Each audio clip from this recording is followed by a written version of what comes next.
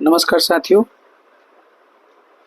24 सितंबर 2025 को बंशीधर ब्रिजवासी जो कि तिरहुत स्नातक निर्वाचन क्षेत्र से एमएलसी हैं, इन्होंने एक समझिए कि पत्रांक के माध्यम से बड़े पदाधिकारी जो भी राज्य के शिक्षा मंत्री या भी जो भी बड़े पदाधिकारी शिक्षा विभाग से जुड़े हैं, उन्होंने एक पत्र के माध्यम से अपर मुख्य सचिव को इस बात को कन्विंस करने का प्रयास किया है कि जो भी नियोजित शिक्षक, विशिष्ट शिक्षक या विद्यालय अध्यापक, प्रधान शिक्षक या प्रधानाध्यापक, जितने भी टीचर, मतलब ये किसी खास शिक्षक वर्ग के लिए नहीं है, बिहार के समस्त शिक्षकों के लिए है। जो कि बंशीधर ब्रिजवासी, जो कि आप सब जानते हैं कितना स्ट्रगल करके ये व्यक्ति तो यहाँ तक पहुँचे हुए हैं, और इन्होंने सारे शिक्षक साथियों को बात हमेशा प्रमुखता से उठाया है। तो इन्होंने 24/9/2025 को अपर मुख्य सचिव बिहार के जो हैं बी राजेंद्र जी, उनको लेटर लिख के ध्यान अपनी ओर आकर्षित करने का प्रयास किया है। तो चलिए जानते हैं कि इनका जो मांग है या जो पत्राचार है, इसमें किन किन बातों को प्रमुखता से रखी गई है। तो आप देख सकते हैं यहाँ पे, तो सेवा में अपर मुख्य सचिव शिक्षा विभाग बिहार सरकार पटना, विषय क्या है, इस विषय को अच्छे से समझिएगा। ये जो विषय है ये है राज्य में कार्यरत नियोजित शिक्षक, विशिष्ट शिक्षकों, विद्यालय अध्यापकों, प्रधान शिक्षकों एवं प्रधानाध्यापकों की लंबित समस्या के समाधान के संबंध में। आप सब जानते हैं कि बिहार में जितने भी अभी कैटेगरी के टीचर हैं, सभी कुछ ना कुछ डिमांड्स है जिसको लेके शिक्षा विभाग जो है पूरा करने का प्रयास करने की कोशिश कर रहा है, लेकिन कर नहीं पा रहा है, हो नहीं पा रहा है, क्योंकि समस्याएं इतनी जटिल और इतनी ज़्यादा है। तो इसमें इन्होंने किन बातों का जिक्र किया, तो महाशय, उपयुक्त विषय के संबंध में अंकित करना है कि वर्तमान में राज्य में लगभग 5.5 लाख शिक्षक शिक्षिकाएं कार्यरत है। राज्य सरकार द्वारा बीपीएससी के माध्यम से अब तक 3 चरणों में 2.3 लाख यानी 2,30,000 विद्यालय अध्यापकों की बहाली की जा चुकी है। इस सबसे तो आप लोग भली भांति इस बात से अवगत हैं। वहीं 2.4 लाख नियोजित शिक्षक, विशिष्ट शिक्षक बन चुके हैं, जो कि राज्यकर्मी का दर्जा पा चुके हैं। तो उनके लिए और भी अच्छी बात है। अब महज 50 से 55 हजार शिक्षक के लगभग ये स्थानीय निकाय शिक्षक शेष बच गए हैं। मतलब लगभग 2,40,000 जो नियोजित शिक्षक थे वो विशिष्ट शिक्षक बन चुके हैं, लेकिन अभी भी 50 से 55 हजार जो टीचर्स हैं स्थानीय निकाय शिक्षक बने हुए हैं, जिनको अभी विशिष्ट नहीं बन पाए हैं। आगे ये क्या बता रहे हैं, तो आगे इन्होंने इस बात का जिक्र किया है कि अभी हाल ही में राज्य सरकार ने 35,000 के आसपास प्रधान शिक्षकों एवं 4,671 प्रधानाध्यापकों की नियुक्ति की है।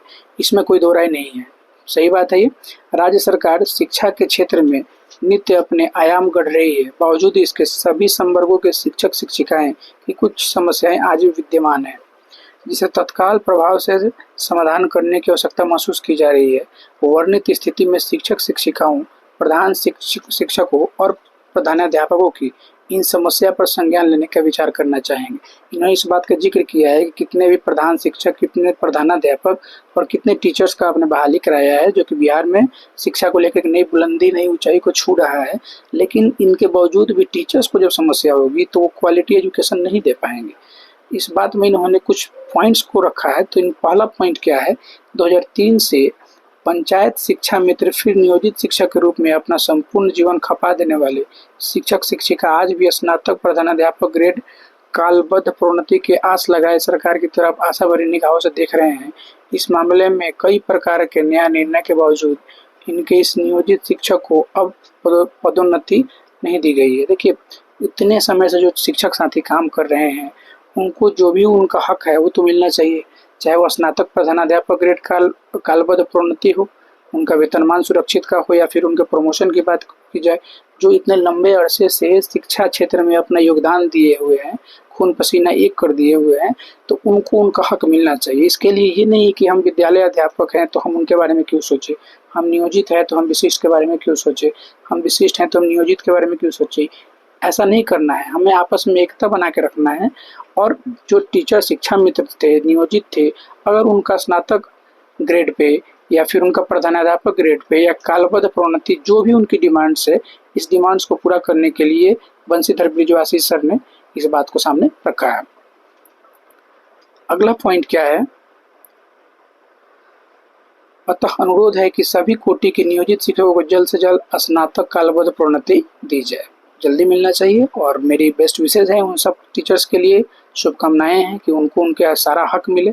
दूसरा पॉइंट है, वर्ष 2003 में राज्य सरकार ने नीतिगत निर्णय लेते हुए राज्य के विभिन्न नियोजन इकाइयों में कार्यरत नियोजित शिक्षकों को विद्यालय अध्यापकों के समान वेतन व सेवा शर्त देने के उद्देश्य से विशिष्ट शिक्षक सेवा नियमावली अधिसूचित की है।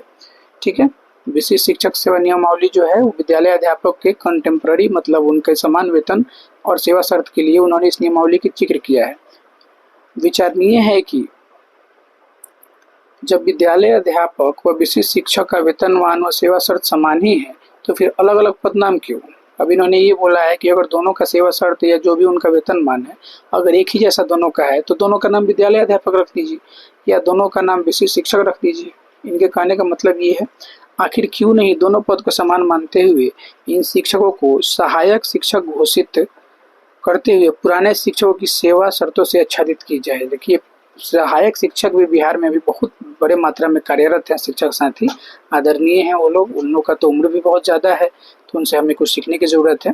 तो ये उन्होंने बोला है कि ना तो आप विद्यालय अध्यापक नाम रखिए ना ही आप विशिष्ट शिक्षक नाम रखिए, पुराने जो टीचर जिनको सहायक शिक्षक बोला जाता था इन विद्यालय अध्यापक और विशिष्ट शिक्षक दोनों नाम को हटा के आप सहायक शिक्षक ही नाम रख दीजिए ताकि ये विवाद जल्दी से जल्दी खत्म हो जाए। ये इनका एक अच्छा पहल मैं मान रहा हूँ। तीसरा पॉइंट है, राज्य सरकार के नीतिगत निर्णय के मानते हुए लगभग 50,000 नियोजित शिक्षक बीपीएससी से विद्यालय अध्यापक हो गए हैं। ठीक है, लगभग 50,000 जो नियोजित थे जिन्होंने टीआरई एग्जाम दिया था अब वो विद्यालय अध्यापक हो गए, अब वो नियोजित शिक्षक नहीं रह गए। ठीक है, वहीं 2.4 लाख नियोजित शिक्षक अब विशिष्ट शिक्षक बन गए हैं। इस प्रकार के शिक्षकों में 2 से 18 वर्ष की सेवा स्थानीय निकाय शिक्षक के रूप में दी है, लेकिन आज तक उस सेवा का कोई लाभ इन शिक्षकों को प्राप्त नहीं हो रहा है। आज इन्हें भी फ्रेशर की तरह उतना ही वेतन प्राप्त हो रहा है। ये तो पुरजोर तरीके से इसका समझिए कि विरोध हो रहा है।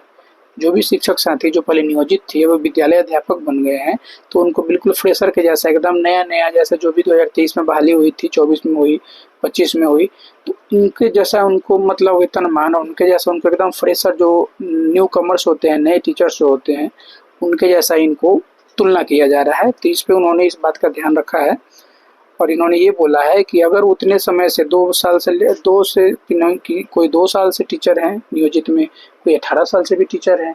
अब बताइए कि 2 साल से कोई टीचर है, 18 साल से कोई टीचर है और कोई नया ज्वाइनिंग लेके आया है, तो सब कोई ऐसे आप कैसे मिला सकते हैं? कि उनके अनुभव का क्या उनको फ़ायदा हुआ, उनका जो सेवा था उसको उनका क्या लाभ मिला है? अंत में क्या बता रहे हैं, अतः अनुरोध है कि इस प्रकार के सभी शिक्षकों को सेवा निरंतरता सहित कालबद्ध प्रोन्नति का लाभ देते हुए समस्थानिक वेतन का निर्धारण किया जाए। मतलब इनको सेवा निरंतर करिए, कंटिन्यूअस इनका सर्विस होना चाहिए, कालबद्ध प्रोन्नति इनका प्रमोशन होना चाहिए और समस्थानिक वेतन होना चाहिए, एक फिक्स वेतन होना चाहिए जो कि उनका लंबे समय से जो उनका पेमेंट आ रहा है उसमें कमी ना हो। कोई टीचर 50,000 कमाता था, नया ज्वाइनिंग किया, उसका पेमेंट 37,000 हो गया, तो ये किसी के लिए भी खराब लगेगा, किसी को भी ये बुरा लगेगा।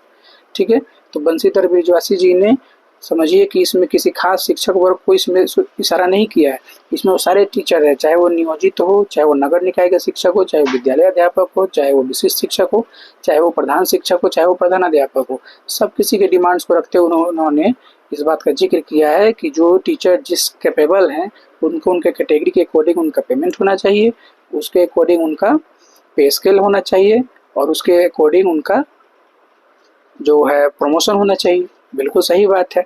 इसके अलावा मैं आप सब शिक्षक साथियों से एक बात मैं हमेशा बोलूँगा कि साथियों आप सब एक साथ मिल के सेवेंथ पे स्केल का मांग उठाएं, क्योंकि चुनाव का माहौल चल रहा है। अगर सेवेंथ पे स्केल इलेक्शन के आसपास अगर ये लागू नहीं होता है, भूल जाइए कि आपका पेमेंट जो है 8th पे में बहुत ज़्यादा बढ़ने को मिलेगा, बहुत ही कम हाइक देखने को मिलेगा। तो आप इतना मेहनत के बावजूद भी, आप बीपीएससी टीचर होने के बावजूद भी, नियोजित शिक्षक होने के बावजूद भी, विशिष्ट शिक्षक या प्रधान शिक्षक होने के बावजूद भी अगर आप 7th पे का लाभ नहीं उठा पा रहे हैं तो आप समझिए कि आपकी सारी डिमांड्स जो है वो ख़त्म, आपका सारा लाइफ का जो गोल है, जो आपको आपका हक है वो मिलने से रह जाएगा। फिर आपके लिए बहुत बड़े एक दिक्कत का सामना करना पड़ जाएगा। तो मैं आप सबसे बोलूँगा कि आप सब यूनाइट होइए, एकता में बल है।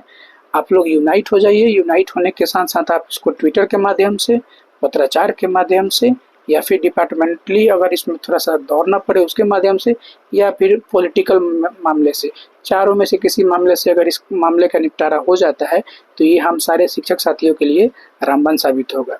तो उम्मीद है वीडियो आपको पसंद आया होगा। मिलते हैं कुछ नए वीडियो में कुछ नए टॉपिक के साथ, तब तक अपना ख्याल रखें। Thank you so much. जय हिंद।